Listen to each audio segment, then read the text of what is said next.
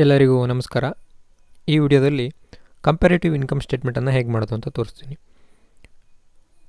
Bengaluru university 2013-14ನೇ ಸಾಲಿನ management accounting question ಪೇಪರಲ್ಲಿ ಕೇಳಿರ್ತಕ್ಕಂಥ question ಇದು. 8 ಮಾರ್ಕ್ಸಿಗೆ ಕೇಳಿದ್ದಾರೆ. ಈಗ ಮೋಸ್ಟ್ಲಿ ಇದು ಪ್ಯಾಟರ್ನ್ ಚೇಂಜ್ ಆಗಿದೆ ಅನಿಸುತ್ತೆ. 10 ಮಾರ್ಕ್ಸಿಗೆ ಬರುತ್ತೆ ಅನಿಸುತ್ತೆ. 5 ಮಾರ್ಕ್ಸಿಗೆ ಇಲ್ಲ 10 ಮಾರ್ಕ್ಸಿಗೆ ಕೇಳಬಹುದು. Prepare a comparative income statement from the following. Particulars 31/3/2012, 31/3/2013 ಕೊಟ್ಟಿದ್ದಾರೆ. ಸೇಲ್ಸ್ 21,50,000, 25 lakh ಇನ್ಕ್ರೀಸ್ ಆಗಿದೆ. Cost of goods sold 13 lakh, 14,50,000. ಅದೇ ರೀತಿ administrative expenses, selling expenses, operating expenses ಅಂಡರಲ್ಲಿ, ನಾನ್ ಆಪ್ರೇಟಿಂಗ್ ಎಕ್ಸ್ಪೆನ್ಸಸ್ ಅಂಡರಲ್ಲಿ ಇಂಟ್ರೆಸ್ಟ್ ಆ್ಯಂಡ್ ಇನ್ಕಮ್ ಟ್ಯಾಕ್ಸ್ ಕೊಟ್ಟಿದ್ದಾರೆ. ಇದರಲ್ಲಿ ನಾವೇನು ಅರ್ಥ ಮಾಡ್ಕೋಬೇಕು ಅಂದರೆ, sales less cost of goods sold gross profit, less operating expenses operating profit, less non operating expenses net profit. ಇದರಲ್ಲಿ 2 ಭಾಗ ಮಾಡಬೇಕು. Less interest profit before tax, ಆಮೇಲೆ ಟ್ಯಾಕ್ಸನ್ನು ಕಳೆದ್ರೆ ಪ್ರಾಫಿಟ್ ಆಫ್ಟರ್ ಟ್ಯಾಕ್ಸ್. ಈಗ ಪ್ರಾಬ್ಲಮನ್ನು ರಿಸಾಲ್ವ್ ಮಾಡೋಣ. Comparative income statement for the years ended 31/3/2012 and 31/3/2013. Particulars, amount, years, amount of increase, decrease in 2013. ಬ್ರಾಕೆಟಲ್ಲಿ ಹಾಕಿದರೆ decrease ಅಂದರೆ ಕೆಳಗಡೆ ಅಮೌಂಟು ಕೂಡ ನಾವು ಬ್ರಾಕೆಟಲ್ಲಿ ಹಾಕ್ತೀವಿ ಡಿಕ್ರೀಸ್ ಆದರೆ ಅಂತ ಅರ್ಥ. ಅದು percentage of increase in 2013 compare to 2012 ಅಂದರೆ 2012 ಕಂಪೇರ್ ಮಾಡಿ 2013ರಲ್ಲಿ ಎಷ್ಟು ಜಾಸ್ತಿ ಆಗಿದೆ ಅಂತ ನಾವು ತೋರಿಸ್ತೀವಿ ಇಲ್ಲಿ. Sales less cost of goods sold gross profit, ಅದು ಪ್ರಾಬ್ಲಮಲ್ಲಿ ಕೊಟ್ಟಿರತಕ್ಕಂತಹ ವ್ಯಾಲ್ಯೂಸೇ ಇದು. 21,50,000 ಲೆಸ್ 13 lakhs, 8,50,000. 25 lakhs less 14,50,000, 10,05,000.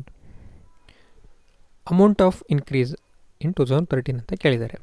ಆ ಕಾಲಮಲ್ಲಿ ನಾವು 2013 ಸೇಲ್ಸು, 2012 ಸೇಲ್ಸು ಅದನ್ನು ಡಿಡಕ್ಟ್ ಮಾಡಬೇಕು. 2,50,000, 25 ಲ್ಯಾಕಲ್ಲಿ 21,50,000 ಡಿಡಕ್ಟ್ ಮಾಡಬೇಕು. 3,50,000 ಸಿಕ್ತು. 3,50,000 ಇನ್ಕ್ರೀಸ್ ಆಗಿರೋ ಅಮೌಂಟು. 3,50,000 ಎಷ್ಟು ಪರ್ಸೆಂಟೇಜು ಅಂತ ನಾವು ಕಂಡುಹಿಡಿಯಬೇಕು 2012 ವ್ಯಾಲ್ಯೂಗೆ.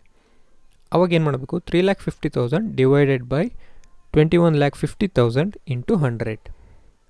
ಆವಾಗ 16.27% ಸಿಕ್ತು ನಮಗೆ. ಅದು ಪರ್ಸೆಂಟೇಜ್ ಆಫ್ ಇನ್ಕ್ರೀಸ್ ಆಯಿತು. ಈ ಥರ ನಾವು ಪ್ರತಿಯೊಂದಕ್ಕೂ ಕಂಡುಹಿಡಿತಾ ಹೋಗಬೇಕು.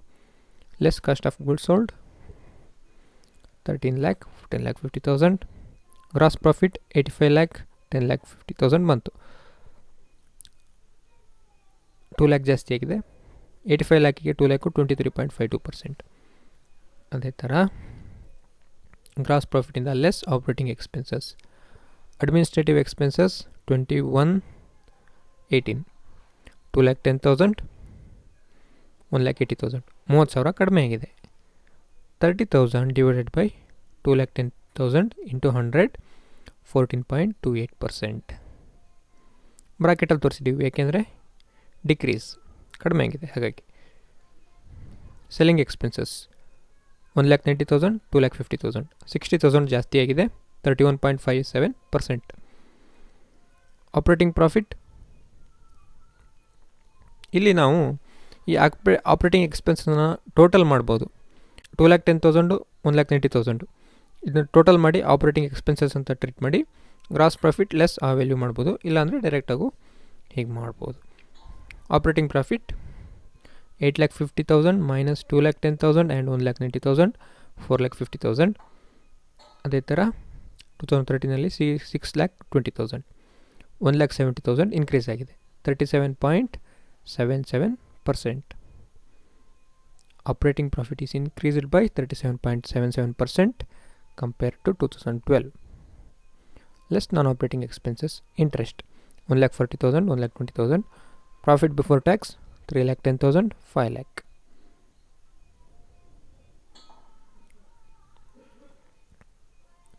ಇಂಟ್ರೆಸ್ಟು ರೆಡ್ಯೂಸ್ ಆಗಿದೆ, ಇನ್ಕಮ್ ಟ್ಯಾಕ್ಸು ಜಾಸ್ತಿ ಆಗಿದೆ. Profit after tax 1,40,000, 2,70,000.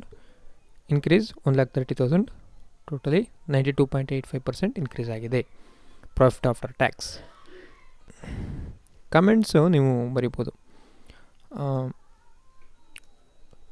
During the year 2013, sales revenue is increased by 16.27%, and efforts can be seen in reducing administrative expenses, and increased sales is driven by selling efforts.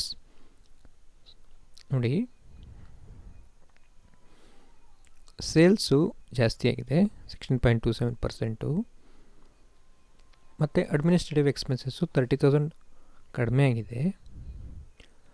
Selling expenses ಜಾಸ್ತಿ ಆಗಿದೆ ಅಂದರೆ more effort is put into sales, ಅದಕ್ಕೋಸ್ಕರ ಅದು increase ಮಾಡಿದೆ ಅಂತ ನಾವು comments ಬರಿಬೋದು. Operating profit is increased by 37.77%. Increased sales and reduction in administrative expenses have made this possible, and reduction in interest expenses has driven net profit to increase. And reduction in interest expense has driven net profit to increase. Operating profit ಜಾಸ್ತಿ ಆಗಿದೆ ಯಾಕೆಂದರೆ sales ಜಾಸ್ತಿ ಆಗಿದೆ ಮತ್ತು administrative expenses ಕಡಿಮೆ ಮಾಡಿದ್ದೀವಿ ಹಾಗಾಗಿ. And reduction in interest expense net profit ಜಾಸ್ತಿ ಆಗೋದಕ್ಕೆ ಕಾರಣ ಆಗಿದೆ ಅಂತ ಈ ಥರ ಕಮೆಂಟನ್ನು ಬರೀಬೇಕು. ಧನ್ಯವಾದಗಳು.